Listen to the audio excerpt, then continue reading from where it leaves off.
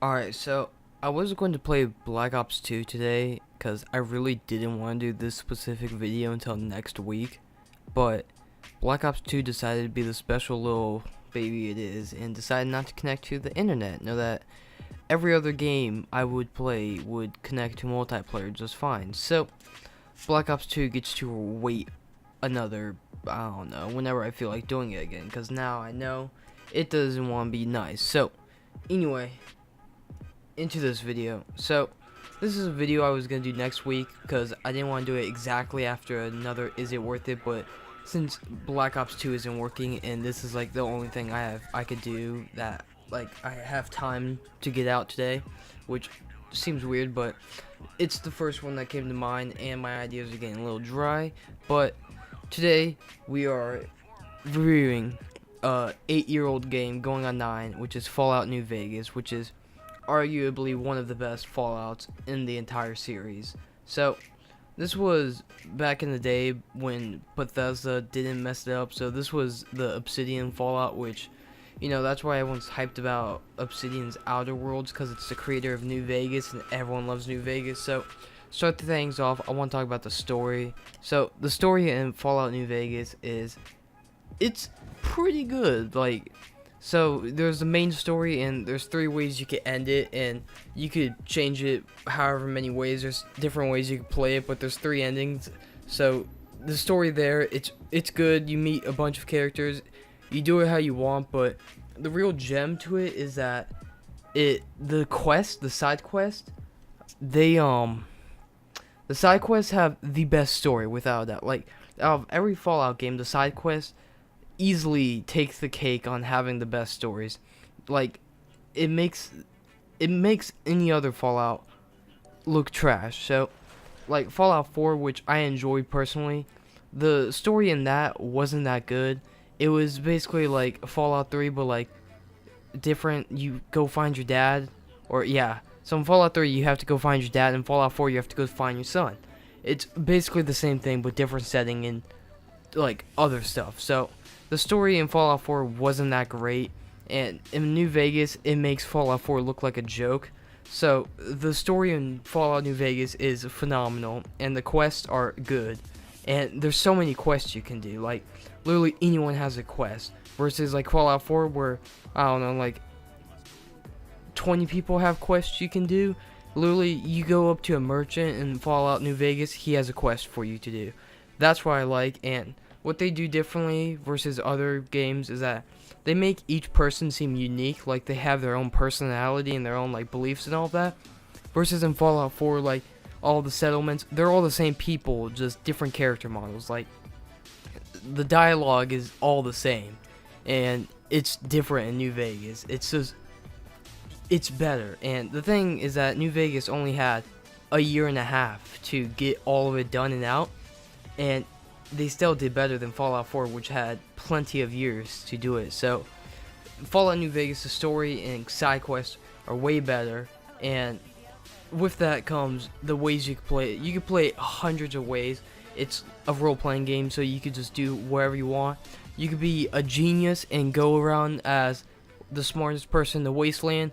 You go as like a savage and just go around killing everyone. You know, it's however you want to play it. Maybe you want to play like assassin, where you're secret, like you wear all black and like you have, I think it's in this game that you could get the it's a stealth board but like an outfit, or I could be wrong, but go around with the Silence 22, which I don't recommend because it's a really bad gun. But you know, you go around silent, kill everyone, you're a little assassin, you go in the night. There's so many different ways you could play this game and enjoy it.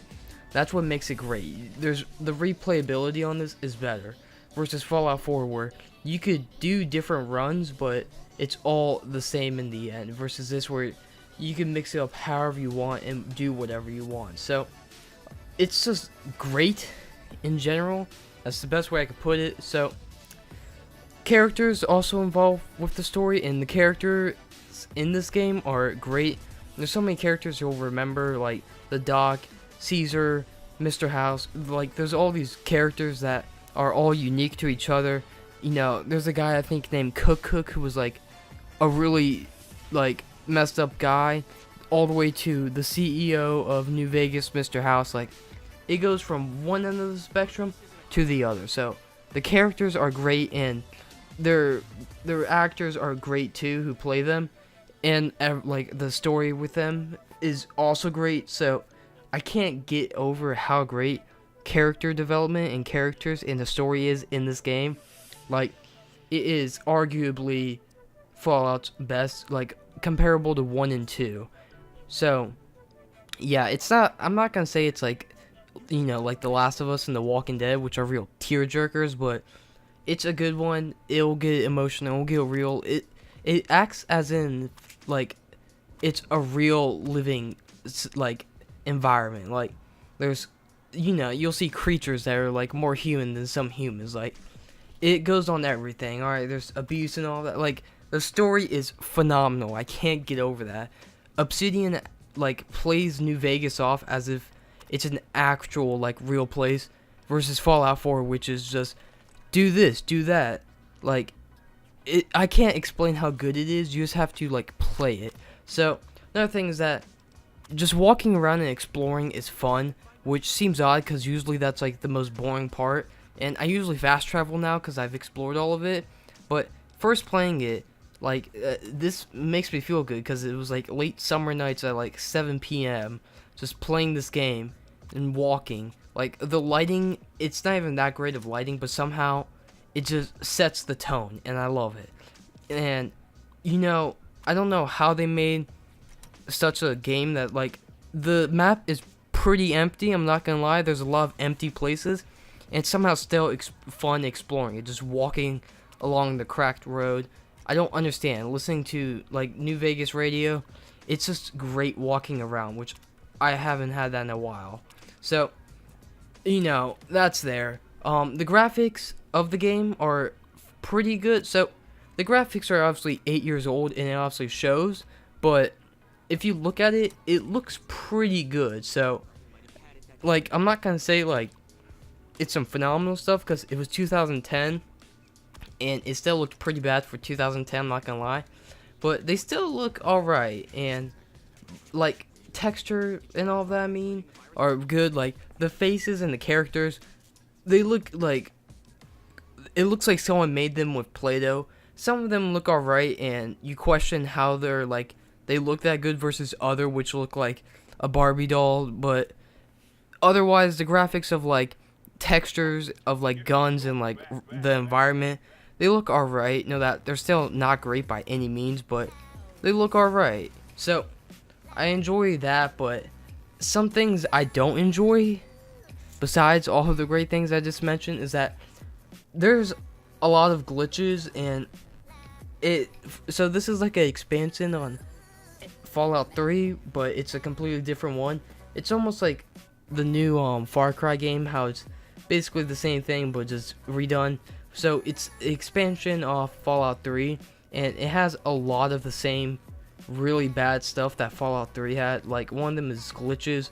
I don't come across them too much, but there's some really bad ones. Lip syncing usually doesn't look right. Sometimes, you know, the famous glitch where you first wake up and the doc's head's doing circles, which I know has been patched, but I've had other ones. Like, in this footage I'll show it, is that I get stuck going into the mountains trying to discover a new location, and I'm walking up it and I get caught in something and I can't fast travel or anything or move, so I'm just sitting there and it says you cannot fast travel while jumping. Know that I'm not jumping. So there's a lot of glitches that are annoying, but not nearly as many as like Assassin's Creed Unity. So I could get over it because, you know, it's a 9-year-old game and they only had a year and a half of development. It's still this good, so it's not really that big of a deal. But things that are a big deal is that it's really clunky. So the movement is really slow, and you can sprint in it, but somehow I messed up my sprint. So now if I hold shift, I just walk slower, and if I press caps locks, I walk slower in general. So I don't know how to fix it. I'm too lazy to go fix it, but doing that, movement is really slow, and it's almost impossible getting away out of stuff, which I don't like, versus the enemies that they're like Sonic compared to you. They're always moving fast, so you're slow. Then the gun play, like the gun mechanics, they're really clunky and all that. Like usually, if you like turn off the aiming where it just aims at them versus having it on where you have to actually like aim, which no one does that, it's still pretty clunky, and you know, it's kind of weird seeing your gun sway like that, like having a pistol and aiming it and it's just going left to right over and over. Like, it's just really bad gunplay, which was a problem in Fallout 3 too, but they're not going to do anything now, so you just have to get over it, really. Then, most characters are bullet sponges.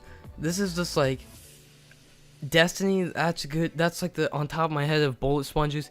It's like that on crack. Everyone is a bullet sponge.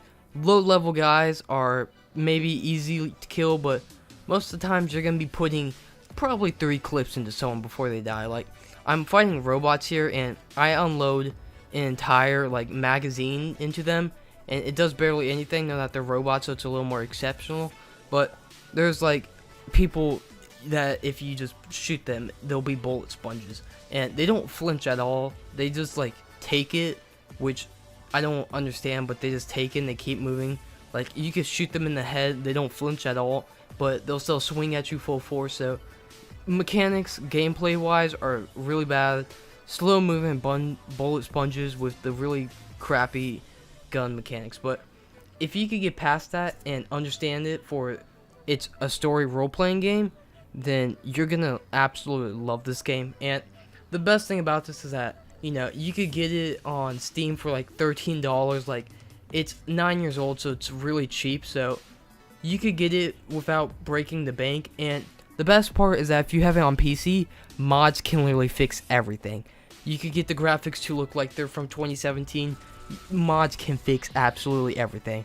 Now, in this gameplay, I'm playing vanilla, but mods can absolutely fix everything, making this game near perfect. So, is this game worth it? Yes, without a doubt. If you don't pick up this game, either you played it already and you love the game, or you don't enjoy Fallout, but this game is 100% worth it. This is my favorite Fallout game, most people's favorite Fallout game, and it's arguably the best in the series, comparable to 1 and 2. So, that's been it for the video. I hope you enjoyed. Make sure you leave a like, comment, subscribe for more. Hopefully we could get Black Ops 2 working sometime this week, maybe. Who knows? Also, I got my old Twitter back somehow, and Twitter's been messing it up, so that's gonna be the new Twitter in the description, which the other one is just an update one. So that's there. But anyway, I will see you next time. Goodbye, YouTube.